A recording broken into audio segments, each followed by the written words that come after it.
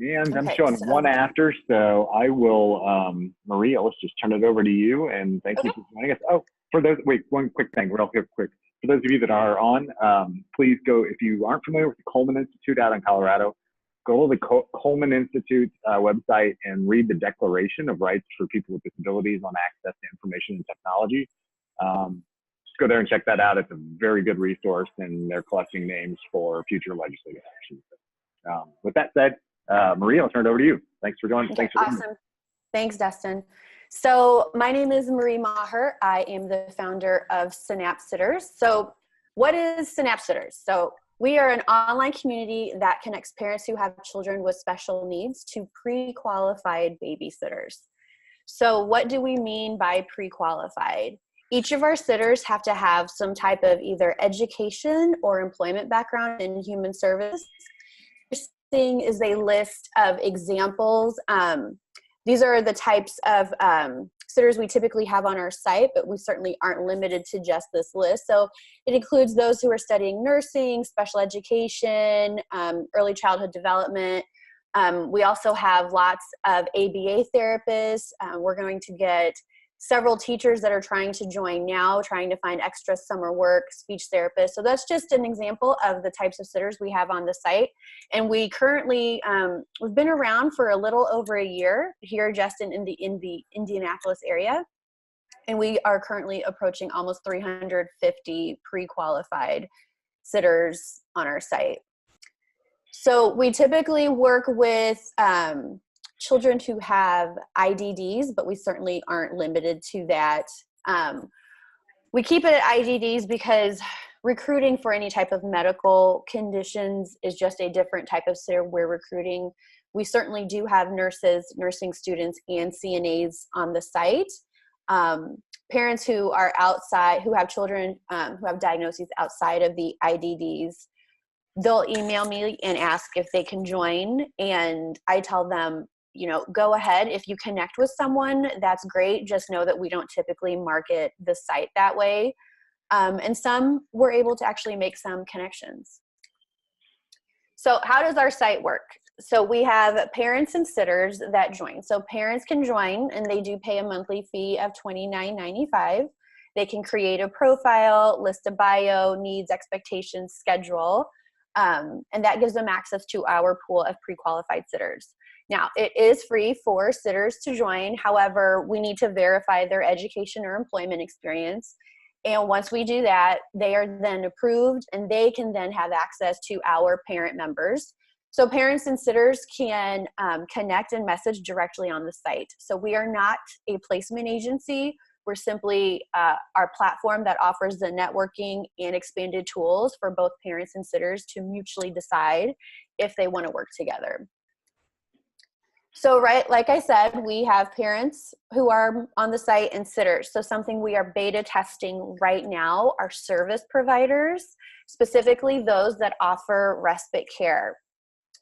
So what we're wanting to do is we're wanting to educate our sitters on more paid opportunities within the caregiver space. Something that was happening within this past year is we had a lot of parents ask us, do you accept the Medicaid waiver? And unfortunately, there isn't a category for us, so we cannot.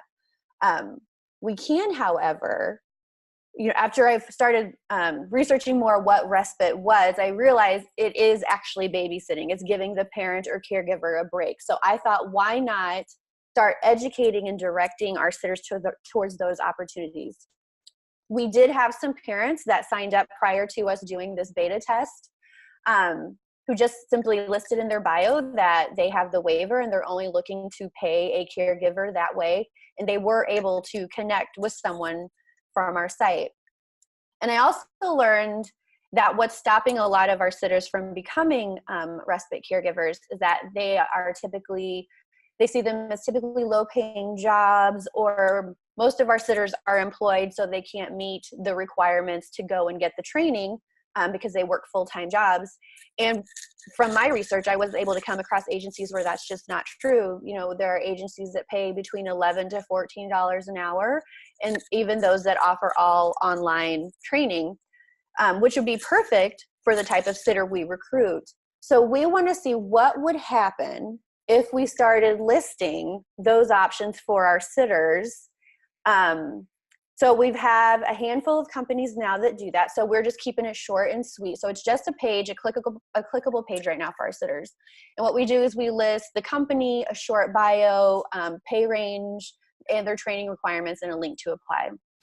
And what we're doing is we're tracking those clicks to see if we can start getting our sitters to consider moving in that direction, if we can get them to start clicking on applications, what's working, what isn't, and begin offering guidance to the service providers, because there is this huge gap. You know, I was getting feedback that there are many providers that may get 2 decent applicants a month, and we're getting 30 to 40. So there is this disparity. So that's what we're doing. So what we're needing is more service providers. And right now this is just a free beta test, and we're going to see if we can get those service providers better qualified applicants to fill those DSP positions. So what's this mean for all of our users? So parents can decide if they want to work with a sitter privately and pay out of pocket. This is a great option for parents that have multiple children, so the siblings can also have a babysitter. Many of our sitters are comfortable watching more than one child.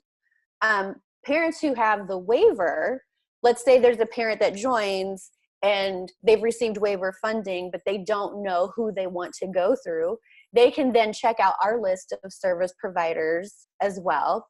And they can also perhaps meet a sitter that is already a DSP and begin working that way. Our service providers can market towards parents, let them know who they are and what those requirements are. And they could also market towards our sitter candidates to fill those DSP positions. And sitters can decide, do I want to be paid from a family directly and be paid out of pocket? Do I want to work through a service provider because I've met this great family and now they have waiver funding? I would like to continue working with them. Or am I having a hard time connecting with families? Perhaps I'd like to just go work through a service provider because I don't really have the time to interview with families. So what we're doing is we're trying to create this 360 model in both the private and public sector, because we have done a good job recruiting our sitters. We just want to make sure we're educating them and letting them know about all the paid opportunities out there. So what's the future look like? Well, right now we are a web experience. The site, you can view it up via your browser on your mobile phone, but we're wanting to do a mobile app. And we have started discussions on that, and it looks like that will be rolling out in the fall, probably late fall, October to November. Right now we are in Indianapolis, and we are beginning to recruit sitters in Lafayette, West Lafayette, Fort Wayne, South Bend, Mishawaka, and also looking like Evansville. So if you know anyone in those areas, we do need community ambassadors to help us recruit the sitters, because the first thing we have to do is recruit sitters in that area, and that's going to give us the tipping point to become a resource for parents. Something else, children with the diagnosis eventually become adults with the diagnosis. So right now we allow parents of teens and young adults up to age 20 to join, because we understand that they may not be looking for a babysitter, but perhaps a companion, so someone could teach them life skills such as going to a restaurant or a grocery store. We would like to expand further down the life cycle. A lot of babysitting sites, if you will, parents typically stop looking for sitters around, when their children are around 11 to 13 years old.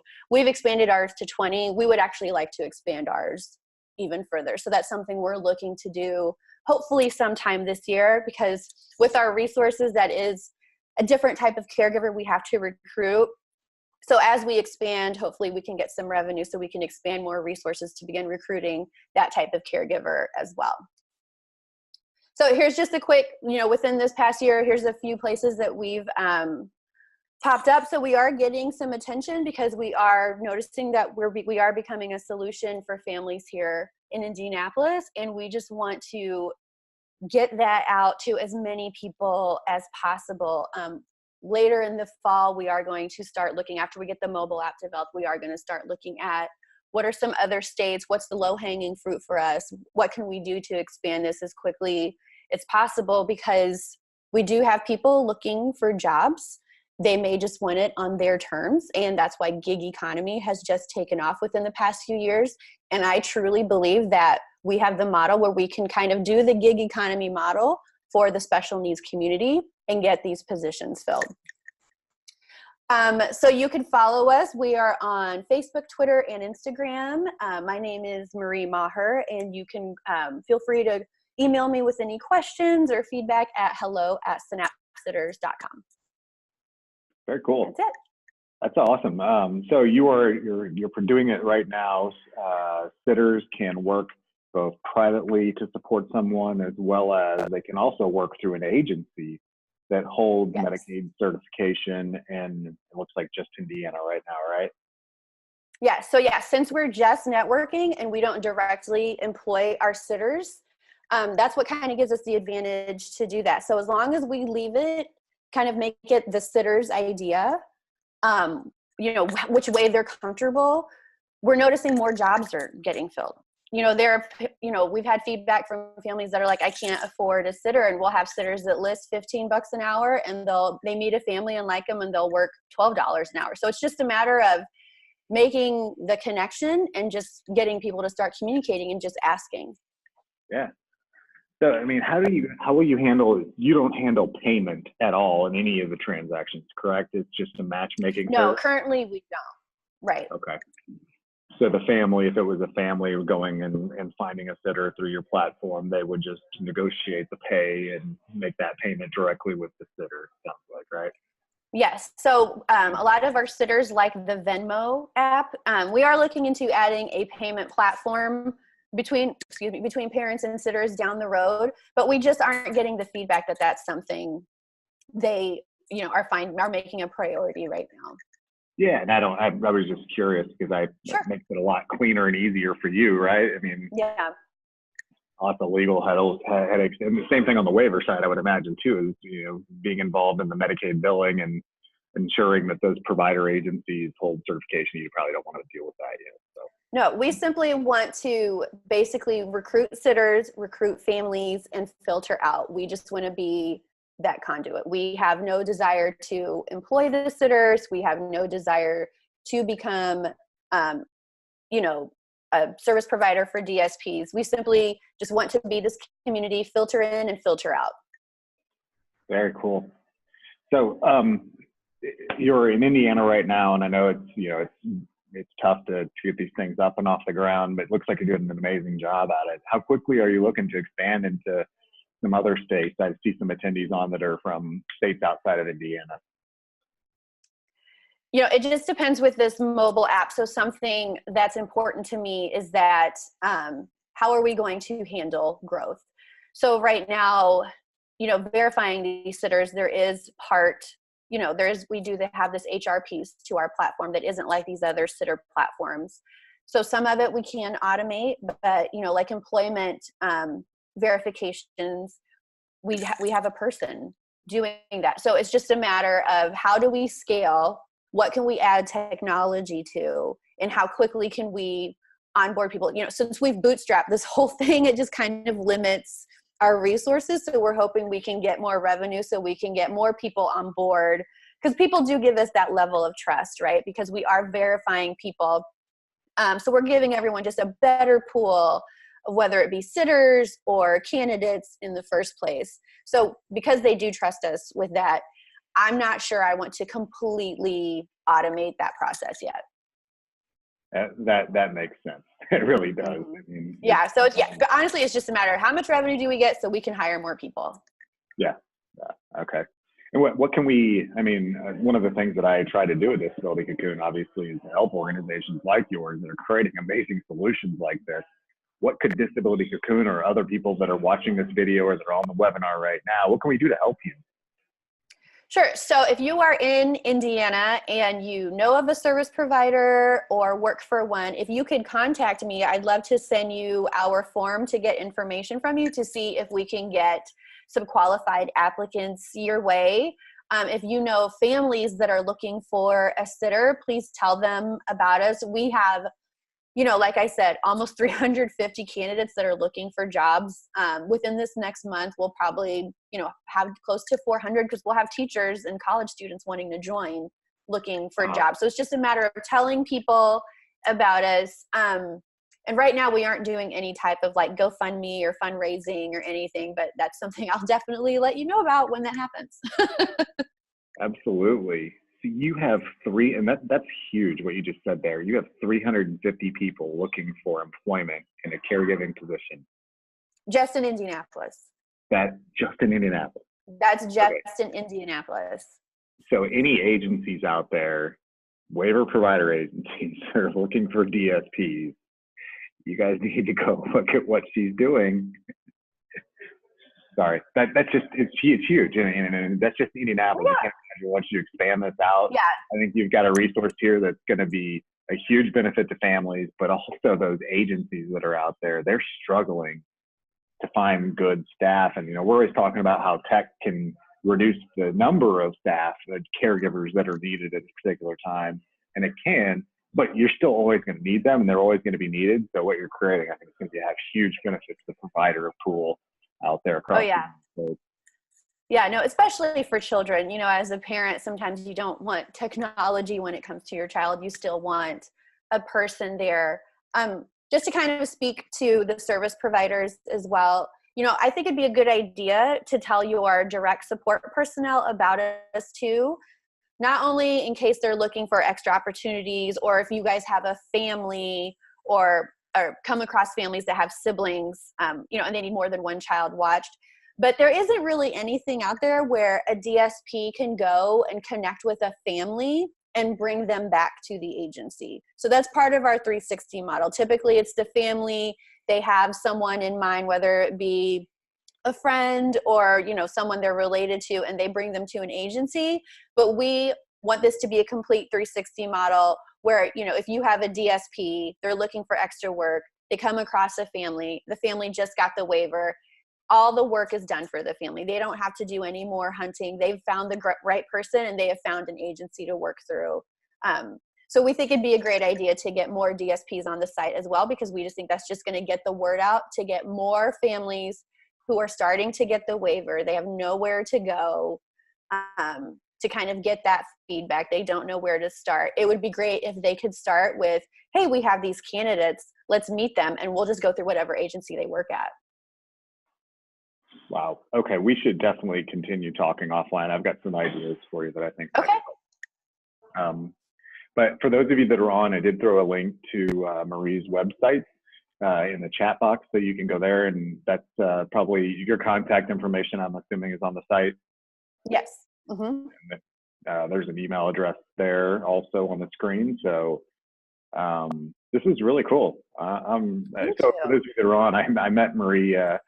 She was an attendee at that I did in Indianapolis in early April, and we were kind of chatting at a break, and she was telling me about this, and she was nice enough. I pulled her up on stage in the middle of the conference.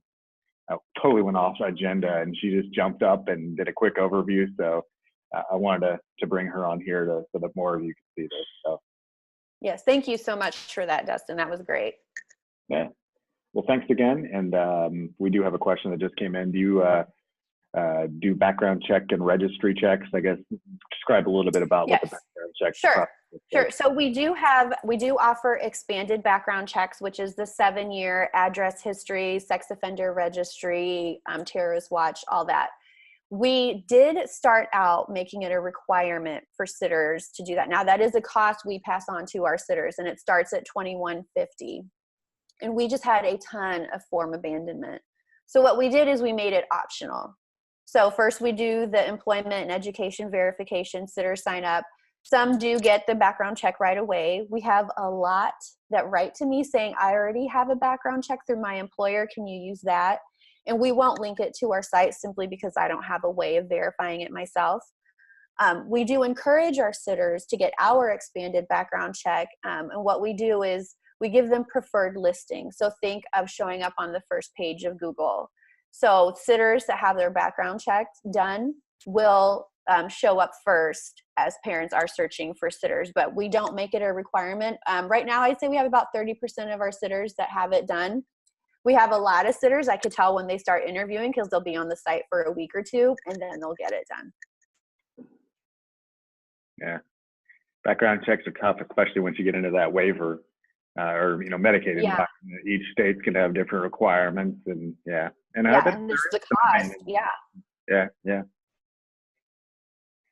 Interesting. Okay. Any other questions for Marie? Please feel free to throw them in the chat box. Melissa, thank you for your question. Marie, anything else to add? No, I think that's all of it right now. You did good. I'm very excited about what you're doing, and I really appreciate you jumping on here. To do yeah, no, I'm very excited for the mobile app development. Yeah, I'm very excited to get that going. Good. Well, I know you've got another meeting to go to, so thanks for joining us, and you can drop off whenever you want. And I do. Okay. Thank you again. Appreciate it. All right. Thank you. All right. Bye. Bye. All right. So we're